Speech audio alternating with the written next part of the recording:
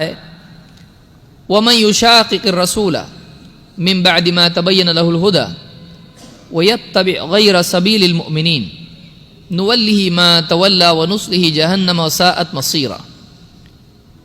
یہ وعید کی بات ہے۔ ایک تو آپ نے دیکھا جنت ملنے کے لیے کیا ہے، ہدایت پانے کے لیے کیا ہے، تو یہ تو فضیلت کے انداز میں ہے، یہ ترغیب کے انداز میں ہے۔ اب ترہیب کے بھی انداز میں اللہ نے صحابہ کا تذکرہ کیا۔ کیا فرمایا؟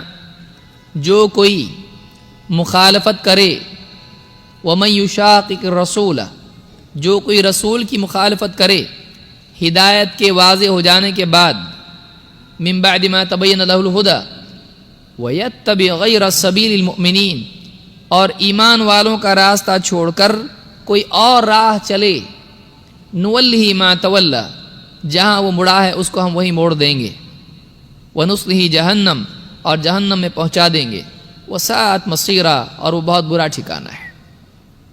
ایک آدمی کے لیے جہنم میں جانے کے لیے کیا اتنا کافی نہیں ہے کہ وہ نبی صلی اللہ علیہ وسلم کی مخالفت کرے؟ اتنے پہ بھی جہنم میں جاتا ہے، لیکن اللہ نے ایک اور چیز جوڑی جرم میں، اور کہا کہ جہنم میں جانے کے اسباب میں جہاں نبی کی مخالفت ہے وہیں ایک اور غلطی بھی ہے۔ وہ غلطی کیا ہے؟ وَيَتَّبِعْ غَيْرَ سَبِيلِ الْمُؤْمِنِينَ۔ آپ دیکھ چکے ہیں سبیل الواضح، السبیل الواضح، منہج اس کو کہتے ہیں، واضح راستہ۔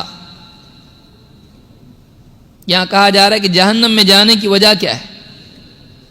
کہ ایک تو اس نے نبی کی مخالفت کی، دوسرے یہ کہ اس نے ایمان والوں کا راستہ چھوڑ کے کوئی اور راستہ اختیار کیا،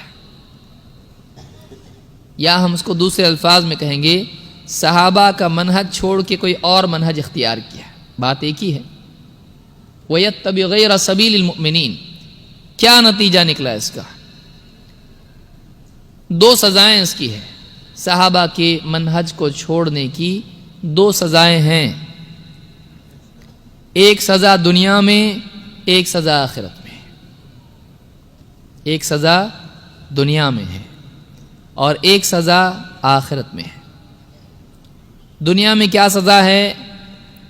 بصیرت کا چھین لیا جانا، گمراہی کا ہدایت دکھائی دینا، گمراہی کا اور آسان ہو جانا۔ ایک آدمی پہاڑ سے کودے آ رہا، جلدی نیچے آئے گا۔ آدمی سیڑھی سے چڑھ کے جائے بلڈنگ پہ اور کودے، آسانی سے نیچے آئے گا، کیونکہ چنا اس نے اس کو۔ قاعدہ اللہ کا ہے، نیچے جانا ہے جاؤ، کودو، تم نیچے ہی جاؤ گے۔ تم کو اوپر جانا ہے، مشقت سے جانا پڑے گا۔ مشقت نہیں چاہیے، آسانی سے نیچے آ سکتے ہو۔ صحابہ کا منہج چھوڑ دے گا، دنیا کے اندر اللہ تعالیٰ فرماتا ہے نُوَلِّهِ مَا تَوَلَّى، جہاں وہ مڑائے اس کو وہاں موڑ دیں گے ہم۔ وہ جو راستہ اس نے چنا ہے وہ راستہ اس کے لیے آسان کر دیا جائے گا۔ یہ دنیا میں ہے کہ گمراہی آسان ہو جائے گی اس کے لیے، پھر وہ غلط باتیں بھی ثابت کرتا چلا جائے گا اپنی تأویلات کے ذریعے سے۔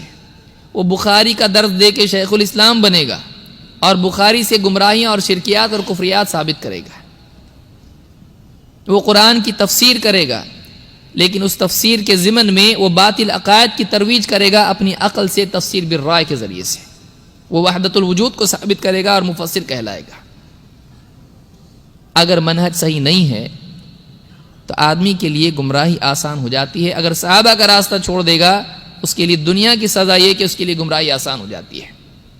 فَلَمَّا زَاغُوا أَزَاغَ اللَّهُ قُلُوبَهُمْ، جب انہوں نے ٹیڑھے پن کو اختیار کیا تو ہم نے ان کے دلوں کو ٹیڑھا کر دیا۔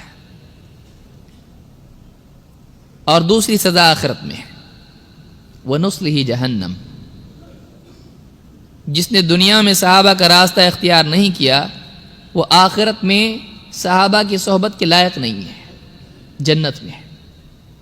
اللہ تعالیٰ فرماتا ہے وَنُصْلِهِ جَهَنَّمَ، اس کو ہم جہنم میں ڈال دیں گے، وَسَاءَتْ مَصِيرًا، اور جہنم بہت برا ٹھکانہ ہے۔